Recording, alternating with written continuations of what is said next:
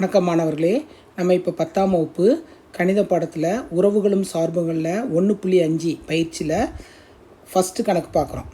இப்போ 1.5ன்னு எடுத்தோம்னா என்ன கேட்டிருக்காங்கன்னா, ரெண்டு சார்புகள் கொடுத்துருக்காங்க, பயன்படுத்தி கண்டுபிடிங்கிறாங்க. சார்புகளின் சேர்ப்புங்கிறது ரொம்ப எளிமையானது தான். அதுக்கு ஒரு விளக்கம் கூட கொடுக்கலாம். நம்ம என்ன கொடுக்கலாம்னா, இப்போ 10ஆம் வகுப்பில் எல்லா மாணவர்களும் பரீட்சை எழுத போகிறாங்க இல்லையா. இப்போ ஒரு வகுப்பறைன்னு எடுத்துக்குவோம். அந்த வகுப்பறையில் உள்ள மாணவர்கள் 30 பேர் இருக்காங்க. அந்த மாணவர்களின் கணத்தை ஏன்னு எடுத்துக்குவோம். அந்த மாணவர்களுக்கு ஒரு வரிசை எண் கொடுத்துருப்பாங்க. அந்த வரிசை எண்ணை நம்ம என்ன எடுத்துக்கிறோம், பின்னு எடுத்துக்கிறோம். அந்த பிங்கிற அந்த வரிசை எண் அவங்க என்ன செய்வாங்க, அரசு தேர்வு எழுதும்போது அந்த வரிசை எண்ணுக்கு கவர்மெண்ட் ஒரு சங்கேத எண், வேறு ஒரு எண்ணை கொடுத்துருப்பாங்க. அதை நம்ம என்ன எடுத்துக்கிறோம், சின்னு எடுத்துக்கிறோம்.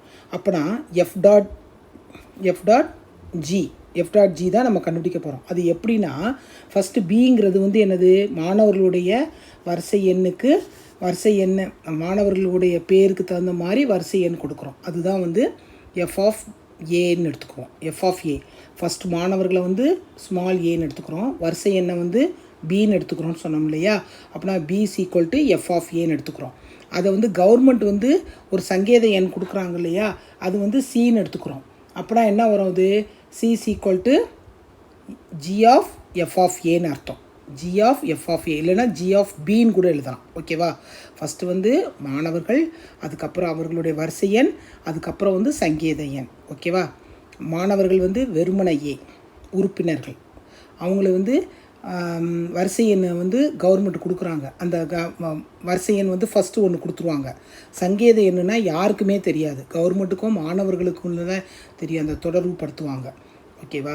அதனால் அந்த ரெண்டாவது இது நம்ம கொடுக்குற சார்பு என்ன கொடுக்குறோம், ஃபஸ்ட்டு ஏங்கிறது மாணவர்கள்னு எடுத்துக்கிறோம், பிங்கிறத வரிசை எண் எடுத்துக்கிறோம், அந்த சி என்னது சங்கேத எண்கள் எடுத்துக்கிறோம். அப்படின்னா நம்ம கண்டுபிடிக்கிறது என்னது, எஃப் ஆஃப் ஜி, எஃப்லேருந்து ஜிக்கு போகும். ஓகேவா. அது மொத்தமாக எழுதும்போது எஃப் டாட் ஜி இல்லை ஜி டாட் எஃப் அப்படின்னு சொல்கிறோம். நம்ம சார்புகளை குறிக்கும்போது ஒரு சின்ன குறியீடு கணக்காக பயன்படுத்துகிறோம். ஒன்றும் இல்லை, டாட் எஃப் டாட் ஜி, டாட்டுக்கு பதில் அங்கே 0 கணக்காக போட்டிருப்பாங்க. அது ஆக்சுவலாக டாட்டுன்னு தான் சொல்லணும். இப்போ ஒன்றும் கிடையாது, ரொம்ப எளிமையான கணக்கு. இந்த டைப்பில் ஒரு 2 மார்க்ஸோ இல்லைனா ஒரு 5 மார்க்ஸோ கண்டிப்பாக வர சான்சஸ் உண்டு. இப்போ ஃபஸ்ட்டு என்ன கொடுத்துருக்காங்க, கீழே கொடுக்கப்பட்டுள்ள எஃப் மற்றும் ஜி என்னும் சார்புகளை பயன்படுத்தி எஃப் டாட் ஜி மற்றும் ஜி டாட் எஃப்ஐ காண்க. ரெண்டும் சமமானு கேட்டிருக்காங்க. காண்கன்னு ஃபஸ்ட்டு தனித்தனியாக காண்கன்னு கொடுத்துட்டாங்க. அடுத்து என்ன கொடுத்துருக்காங்க, F dot G equal to G dot F என்பது சரியா சோதிக்க. சரியாக இருந்தால் சரிங்கணும், சரியில்லைன்னா இது சரியில்லை அப்படின்னு எழுதணும். ஓகேவா. இப்போ ஃபஸ்ட்டு கணக்கு எஃப் ஆஃப் எக்ஸு. ஃபஸ்ட்டு நம்ம என்ன கண்டுபிடிக்க போகிறோம், எஃப் டாட் ஜி.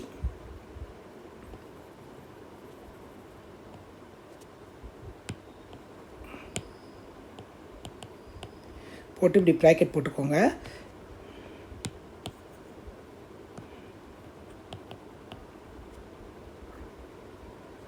இப்போனா என்ன அர்த்தம், F of G of X, F of G of X, F of G of X. இந்த இடத்துல டாட் போடணும்னு அவசியம் கிடையாது.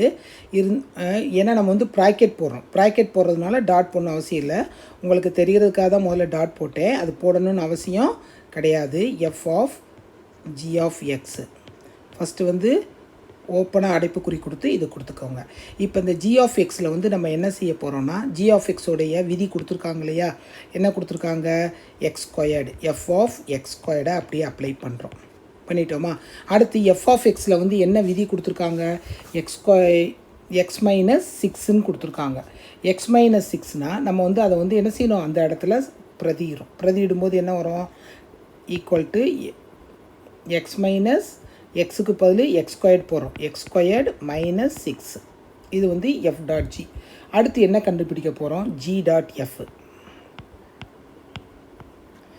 இதை எப்படி எழுதலாம், G of F of X இப்படி எழுதிக்கோங்க. இந்த ஸ்டெப்பில் ஃபஸ்ட்டு ஜி அப்படி வச்சுக்கோ. எஃப் ஆஃப் எக்ஸ் என்னது, எக்ஸ் மைனஸ் 6. இப்போ ஜி ஆஃப் எக்ஸில் என்ன கொடுத்துருக்காங்க விதி, எக்ஸ் ஸ்கொயர்டு. அந்த எக்ஸுக்கு பதில் எக்ஸ் மைனஸ் 6 த ஹோல் ஸ்கொயர்டை போடுறீங்க. இது வந்து ஃபார்முலாவில் வந்து நீ எக்ஸ்பெண்ட் பண்ணாலும் பண்ணலாம், இல்லைன்னா அப்படி வச்சுக்கலாம். ஃபார்முலாவில் எக்ஸ்பெண்ட் பண்ணனா a minus B the whole square ஃபார்முலாவில் அப்ளை பண்ணுங்கள். a minus B the whole square formula என்னது? a squared minus 2ab plus b squared. இதில் வந்து அப்ளை பண்ணிங்கன்னா X squared minus 12x plus 36 வரும். இப்போ எஃப் டாட் ஜியும் ஜி டாட் எஃப்பும் ஈக்குவலா? இது வந்து எஃப் டாட் ஜி, இது வந்து ஜி டாட் எஃப். ரெண்டு வந்து ஈக்குவலா? ரெண்டு ஈக்குவலா? பாருங்கள், ரெண்டு ஈக்குவலா? ரெண்டு ஈக்குவல் கிடையாது. அப்போனா லாஸ்ட்டு ஸ்டெப் வந்து நம்ம என்ன எழுதுகிறோம்? Therefore F dot G naught equal to G dot F. புரியுதா மாணவர்களே? இதுலேயே வந்து உங்களுக்கு வந்து 5 சப்ஸ்டியூஷன் கொடுத்துருக்காங்க. 5 இதே பேட்டர்னில் தான் வரும். கொஞ்சம் ஸ்லைட்டு டிஃப்ரென்ஸாக தான் இருக்கும். வேறு ஒன்றுமே பிரச்சனையே கிடையாது. நிதானமாக போடுங்க, கண்டிப்பாக மார்க் எடுக்கலாம். அடுத்த கணக்கில் சந்திப்போம்.